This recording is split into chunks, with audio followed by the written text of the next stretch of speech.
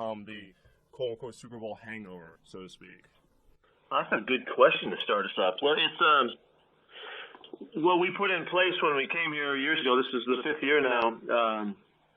Started with a mentality and an approach and a style to someday be really good and deal with it. And I mean, that's not to go into a lot of detail about it, but it's a mentality of expecting to win, expecting to be able to stand up to the scrutiny of those expectations of being on top. And that's not something to me that you teach just after the fact. I think it's something you have to develop, or you're going to be uncomfortable with it. So we've been working on it and preparing to be a championship club. And so with that, you have to understand that it's going to have to get to a place where it's normal for you to be there, and so that you can handle it, go on and play well, and continue to give yourself a chance to be a champion again. Some of the players who have played for both of you say that you and Chip are a lot alike. You know him. You've coached against him. Do you see that as valid, or do you think you're very, very different? I don't know. I don't know Chip well enough to comment about that. The guys that have been with both of us would be better gauges on that. So talk to Matt and Mark, and those guys would have a clue. I think the world of what Chip has done. I think he's done an extraordinary job. Really, he's affected the whole landscape of college football, and now he's affecting the NFL ranks and in great fashion. And he's done it with style and class, and he's a tremendous ball coach. So I really think the world of the work he's done, but I don't know him as well as you might think. We've just kind of banged around at league meetings and things like that, and just a couple visits. Pete, what turned it around for you guys when you were 3-3 and it looked like everything was falling apart? What got you guys back to where you are? We just kept working hard and competing, and just trying to just find our best game. And we're still working at that. It's a work in progress, as it always is. We had some tough games. Games that got away from us. Every game that we've had, we really feel like we should have won. And so hopefully we can just close the margin in on doing things right and give ourselves win those close games when they come, and finish the season off with a chance to be a champion. And Pete, Sanchez seemed to appreciate a text message that you sent to him during the preseason. What's your relationship with him now? And when you watch film, what do you see? Well, when you go to the SC and you play there and you coach there, you develop a bond that's going to last you a lifetime. And then Mark and I are no different than a bunch of other guys that have been together, and he with his teammates. Through all the time, all the questions about when he was leaving and stuff, that never separated us at all. We were just had a difference of opinion on something. So I've watched him really closely through all the New York years, and I saw him play in preseason, and I thought he looked really good, and I thought he looked like he could really fit in and have a chance to compete for the job, and I was just rooting for him is all, and I just let him know. Watching the film now, what's he doing that's either different than his Jets tenure or that jumps out to you on film? Well, I think he's playing fast. I think he's playing with a lot of confidence in the system. It's obviously a system that really helps the quarterbacks perform at a high level. Foles had a great year and has done a terrific job since Chip's got there. The fact that Mark has come off the bench and play at such a high level is really a statement about the program as well as the players. And so, I think that's what we're seeing. We're seeing a really good system with good players around him, good coaching, and a guy that's taken to the system and he's taken full advantage of it. If I could ask you about your philosophy in the secondary, it seems like with Richard and Byron, you have some pretty big corners. How does that kind of help you play the system defensively that you want to play? Well, for years, way back from my college days, well before the first time around, I've been looking for guys that have this kind of stature so that they can have this kind of effect on receivers.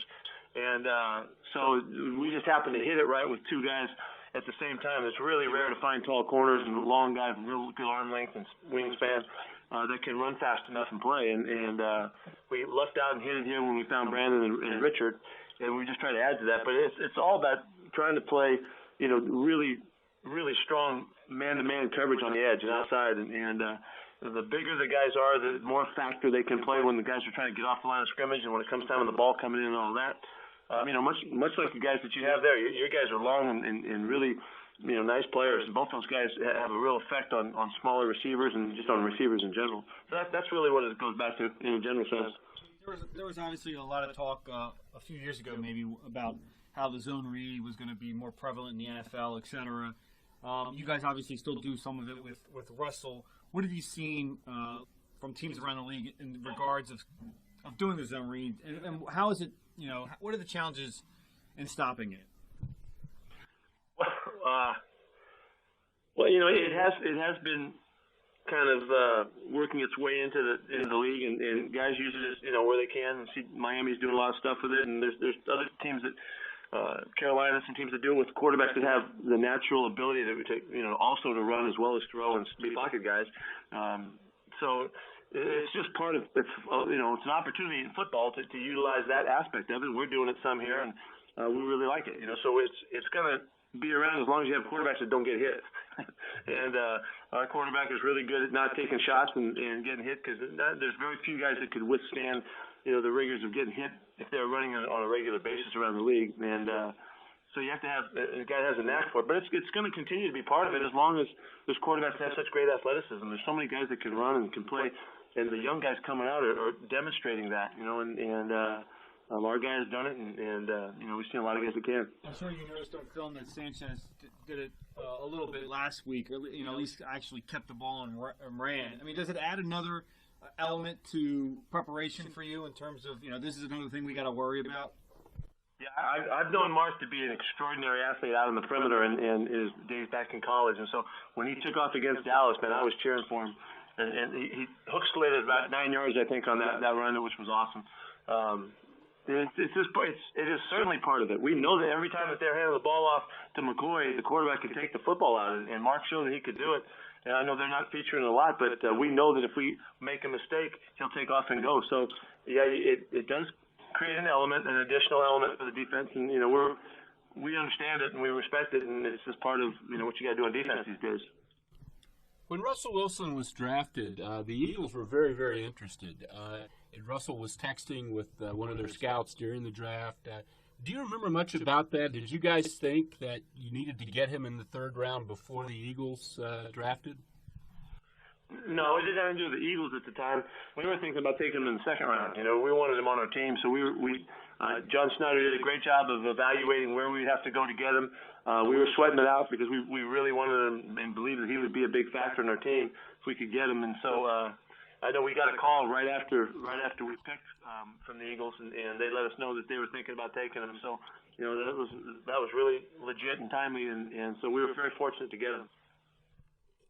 A few minutes ago, you said you and Chip don't have much of a relationship, but in 2010, in November that year, he visited your practices. What did you take from him, and what did you give to him during that session? We had a good time. I thought it was a great opportunity to talk to Chip. I had a lot of questions for him, and he did with us. That's really the only time we've had a chance to really spend much time, and that was pretty quick as it was. But just ball coaches, just talking football at the time, and I have again a lot of respect for him, and really I had some questions, and I was asking some stuff and firing away, and he was very open, and we tried to have a real nice exchange with him too. When we had our meeting opportunity. And now you cited how the similarities in terms of the way the cornerbacks are built. When you watch Eagles film, do you see overlap across the board in terms of the types of players Chip's trying to get here and the types of players you have in Seattle? Well, I don't know exactly what they're trying to look for, but we're all looking for big, fast guys. So in that, they've got a really nice team across the board. It shows up in the fact that there's such a good special teams group too. So many guys can contribute there. And we're trying to do the same. We want a great depth chart, and we want a very competitive depth chart at all times, at all positions. And it looks like just from the guys that are playing and the guys that show up on special teams that they're in the process of trying to create that as well. So in like fashion, that's very similar. Pete, do you relish a chance to match wits with someone of an offensive mind like Chip Kelly? Well, I was really excited about coming back to the NFL to match wits with all the guys that coach at this level and all the resources that work for us and the great players and all of that. And so I think that's the cool part about being in this league rather than being in college to me. And Chip's a great example of that. He is really a front runner and developing offensive schemes and concepts and principles and approaches and stuff. And so we're working against the best. And so I think it's I love it. Yeah, every one of these weeks seems to be a great matchup. This one has its own flavor to it, and I'm thrilled to be going against guys doing so well and has done so obviously well in the NFL so quickly. Hey, if I could ask you about a local guy for us, and Marcus Burley. He seemed to play quite a bit earlier in the year when you guys had injuries in the secondary. Just kind of your thoughts on how he's done for you this season. Yeah, we were very fortunate to pick up Marcus. Again, John Snyder found him, through the ranks in the preseason and picked him out, and we went after him and traded for him. He jumped right in and played for us, did a really good job, been a very good contributor in special teams. Anything we ask him to do, he's a great kid, really competitive kid, which we really cherish around here. And he got banged up a little bit, so he's missed a couple weeks, but he's back now, and he's really just a regular part of our team now, and we're very fortunate to have him. I can ask about two players you formerly coached, Chris Maragos, Matt Barkley. What were your experiences with them? And I guess Maragos, you've seen him on film. What did you see there? Well, Chris is doing a great job. He's one of the leaders on their special teams, which is one of the top special teams groups in the league. He just as he has been, he's a career special teams specialist, and he's really takes great pride in it, shows it all the time, makes big plays. And he's a problem for us, and we'll have a lot of fun battling with him. Our guys all know him so well, and we spend a lot of time together, so that's always fun to compete against guys that you care so much about. So that'll happen there. With Matt, Matt's a marvelous kid. Both he and Mark, when they had their times at SC, they really just had the program by the reins and really just did everything we could have asked of them. And so it's always with great pride we watch these guys go and take on their challenges. It's fascinating to me that these two guys are now the quarterbacks, for the Eagles, and we're playing against them. It'll be a lot of fun to see those guys for sure. Pete, how have you overcome the loss of Brandon Meademain with the run defense? Well, we're very fortunate that Kevin Williams was here. We picked him up in the offseason, and Kevin hasn't played a lot of nose tackle, but he's been a great player in the league for a long time. His versatility, his smarts, his toughness. He's a real big man. He's quite a bit taller than Brandon is. He's a little bit different style player, but he's really jumped at it. And in the last, it's been 3 weeks now, I guess, since he's played nose tackle. He's improved really very quickly, and he would tell you that it's coming to him quickly in the same fashion. He's never spent much time there, so. We've played really good ball the last couple of weeks, and I think that's part of it that Kevin has really jumped back in and helped us out where we missed Brandon. In your time game planning this season, is there any offense that you've seen that's comparable to the Eagles schematically?